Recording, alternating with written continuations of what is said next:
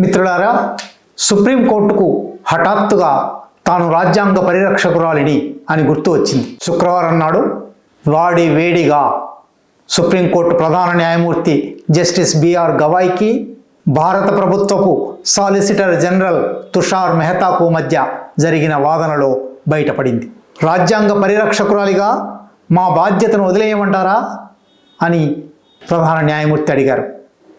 ఒకప్పుడు రాజ్యాంగ సవరణనే కొట్టివేసిన సుప్రీంకోర్టును ఇప్పుడు చేతులు ముడుచుకొని కూర్చోమంటారా అని కూడా ఆయన అడిగారు. మరొక వైపు సాలిసిటర్ జనరల్ తుషార్ మెహతా దేశంలో సమస్యలన్నిటినీ పరిష్కరించేది సుప్రీంకోర్టు ఒక్కటే కాదు, ప్రతి సమస్యను న్యాయం పరిష్కరించాలని లేదు, చట్టసభల పరిధిలోకి చొరబడకండి అని తుషార్ మెహతా అన్నారు. ఇంత తీవ్రమైన వాగ్వాదం, సుప్రీంకోర్టు బాధ్యత ఏమిటి, ప్రభుత్వ బాధ్యత ఏమిటి, సుప్రీంకోర్టు ప్రభుత్వ విధానాలలోకి ప్రభుత్వ నిర్ణయాలలోకి చొరబడవచ్చునా లేదా అనే చర్చ ఎందువల్ల జరిగింది? ఇదివరకు కూడా మనం వీడియో చేస్తున్నాము. ఏప్రిల్ 8న సుప్రీంకోర్టు ఒక తీర్పు ఇచ్చింది.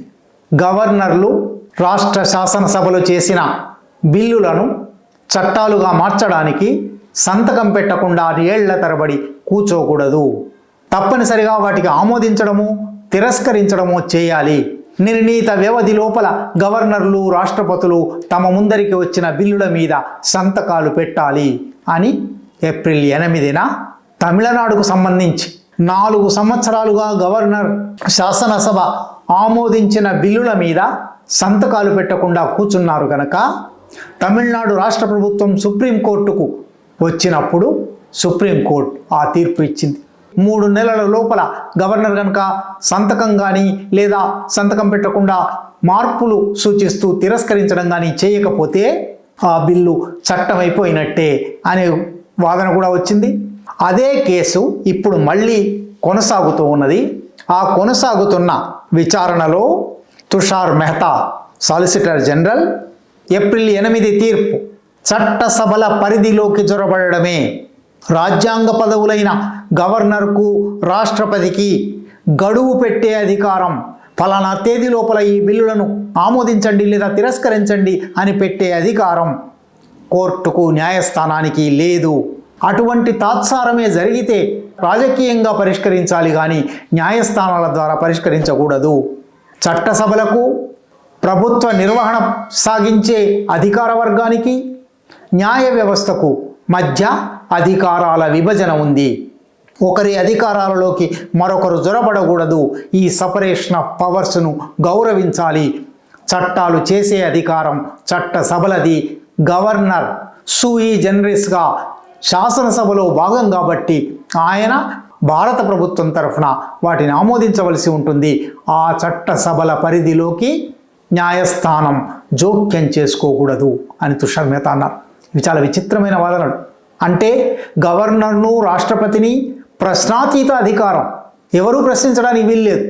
నిజానికి అధికారాల విభజన జరిగినప్పుడు జ్యుడిషియల్ రివ్యూ అనేది, ఒకవేళ చట్టసభలు కానీ అధికార వ్యవస్థలు కానీ చేసే పొరపాట్లను సవరించే సమీక్షించే అధికారం న్యాయ వ్యవస్థకు ఉంది. న్యాయ వ్యవస్థ అధికారం కూడా నిరంకుశ అధికారమేమి కాదు, అది కూడా రాజ్యాంగానికి లోబడి జరగాలి. ఇది భారతదేశంలో ఇప్పటికీ ఉన్న పద్ధతి. ఈ పద్ధతిని ఇవాళ కేంద్ర ప్రభుత్వం తరఫున సుప్రీంకోర్టులో వాదిస్తున్న సాలిసిటర్ జనరల్ తుషార్ మెహతా తలకిందులు చేసేస్తున్నారు.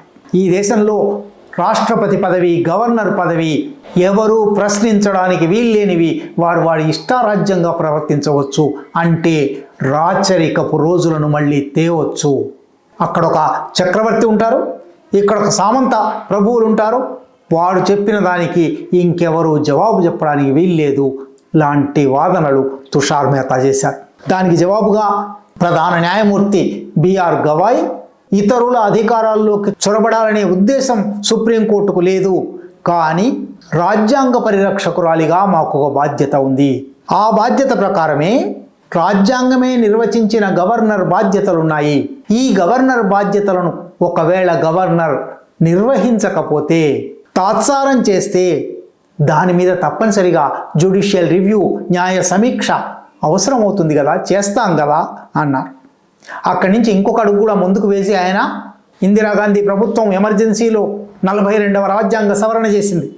ఈ రాజ్యాంగ సవరణను సుప్రీంకోర్టు కొట్టివేసింది. ఎమర్జెన్సీ తర్వాత 77 తర్వాత రాజ్యాంగ సవరణ వంటి కీలకమైన అంశాన్నే కొట్టివేసిన సుప్రీంకోర్టు అధికారాన్ని మీరు ఇవాళ సవాల్ చేస్తున్నారా? రాజ్యాంగబద్ధమైన విషయాలలోకి సుప్రీంకోర్టు ప్రవేశించకూడదు అని చెప్తున్నారా అన్నారు. ఇంత తీవ్రమైన వాదన జరిగిన తర్వాత కూడా సాలిసిటర్ జనరల్ తన వాదనను విరమించుకోలేదు. సమయ పరిమితి, గడువు విధించడం లాంటివి జిల్లా కలెక్టర్ లాంటి పదవులకి అయితే చేయొచ్చు, కానీ గవర్నర్ పదవి, రాష్ట్రపతి పదవి, ఇవి రెండూ అత్యంత కీలకమైనవి, వాటికి గడువు పెట్టడానికి వీల్లేదు అన్నారు. అంటే గవర్నర్ సర్వం సహాధికారా, రాష్ట్రపతి సర్వం సహాధికారా? వాళ్ళకి ఎక్కడి నుంచి అధికారం వచ్చింది? వాళ్ళకు వచ్చిన అధికారం అంతా కూడా రాజ్యాంగం నుంచి వచ్చింది, ప్రజల నుంచి వచ్చింది. ప్రజల సార్వభౌమాధికారంలో కొంత వాళ్లకు దక్కింది. దీన్ని సర్వం సహాధికారంగా, రాచరికంలో ఉండే నిరంకుశాధికారంగా ఇవాళ నరేంద్ర మోడీ ప్రభుత్వం వాదిస్తూ ఉన్నది. ఇది 5 న్యాయమూర్తుల ధర్మాసనం. ప్రధాన న్యాయమూర్తితో పాటు ఇతర న్యాయమూర్తులు కూడా ఉన్నారు. జస్టిస్ పి నరసింహ ఉన్నారు.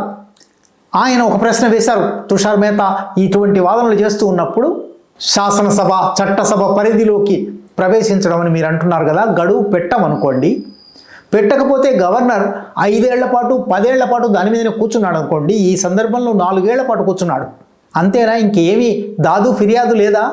అదే ఫుల్ స్టాపా? ఆయన మాట వాడారు, ఫుల్ స్టాపా? గవర్నర్ దగ్గర ఆగిపోతుందా ఏదైనా? ప్రజాస్వామ్యంలో బహిరంగంగా చర్చ జరుగుతుందా లేదా? పరిష్కారమే లేదా? అట్లాంటి పరిస్థితి కనుక ఉంటే అది శూన్యం కింద లెక్క కదా. ఏదో ఒక రకమైన పరిష్కారం సూచించాలి, కానీ శూన్యాన్ని సూచిస్తామా అని అన్నారు.